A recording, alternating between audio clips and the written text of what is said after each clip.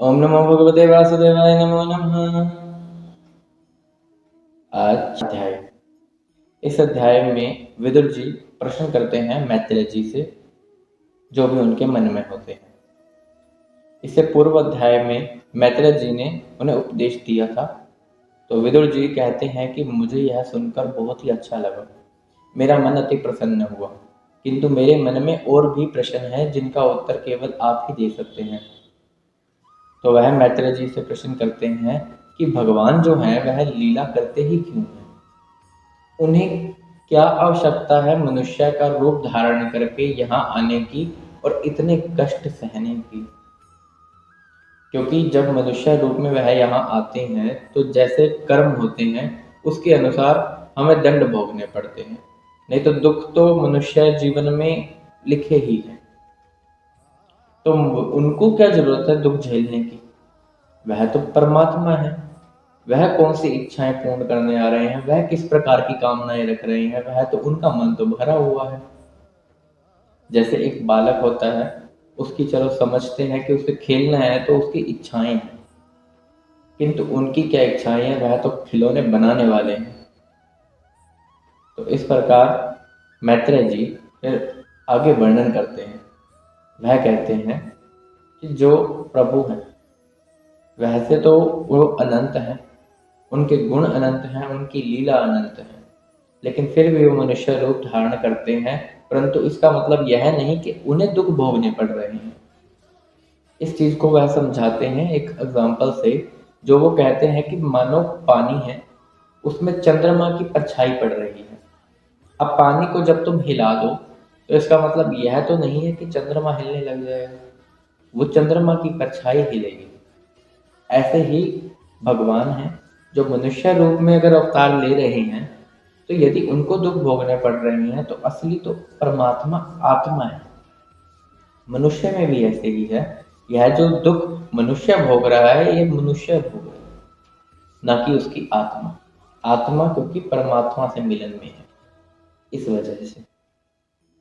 फिर वो कहते हैं कि जिस मनुष्य को परमात्मा के साथ गाढ़ा प्रेम हो जाए और वह उसमें पूरे तरीके से लीन हो जाए तो उसे फिर ये दुख नहीं भोगने पड़ते, उसके जीवन के सारे क्लेश नष्ट हो जाते हैं। फिर उसे किसी कामनाओं की भी भोग इच्छा की ऐसा कुछ नहीं रहता, उसकी इच्छाएं ही खत्म हो जाती हैं, केवल उसे प्रभु दिखते हैं। उसके दिमाग में, उसके मन में दिन रात उन्हीं का ही चिंतन चलता रहता है। विदुर जी यह सब सुनकर अति प्रसन्न हो रहे हैं और कहते हैं कि ये जो आपने अपने वचनों की तलवार चलाई है, इससे तो मेरे सारे के सारे संदेह छिन्न भिन्न हो गए। अब मेरे को तो कोई डाउट्स हैं ही नहीं, किंतु और जो प्रश्न उनके मन में है वह भी वह पूछते हैं। वह पूछते हैं कि जो सुख है दुख है मनुष्य को भोगना पड़ता है, तो केवल दो ही लोग सुखी पाए जाते हैं, ऐसा क्यों? दो लोग सुखी का मतलब यहाँ पर ये है कि पहले तो वो जो ना समझ हो, क्योंकि उन्हें समझ ही नहीं है तो वो भोगेंगे क्या, कामनाएं क्या होंगी उनकी।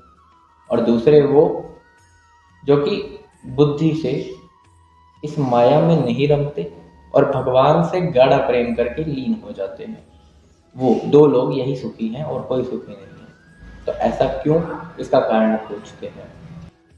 अब आप मुझे यह बताइए कि भगवान की विभूतियों का वर्णन क्या है, यानी कि ये जो पुत्र पौत्र नाती कुटुंबी ये सब होते हैं, इनका निर्माण कैसे हुआ, यह उत्पन्न कैसे हुए? तो इसका शुरुआत से आप मुझे वर्णन कीजिए। इस संसार में चार प्रकार के प्राणी पाए जाते हैं, जिसमें सबसे पहला है जरायुज, यानी कि वह जो शक्ति से शिशु उत्पन्न कर सकते हैं, यानी बच्चा उत्पन्न कर सकते हैं, जैसे कि मनुष्य, गाय, कुत्ता, यह सब इनके पास है कि ये बच्चा उत्पन्न कर सके। नंबर 2 पे आते हैं अंडज। अंडज यानी जो जीव अंडे से उत्पन्न होते हैं, जैसे कि मुर्गी हो गई या कोई पक्षी हो गया। तीसरे नंबर पर आते हैं स्वेदज। स्वेदज का स्वेद का मतलब होता है पसीना।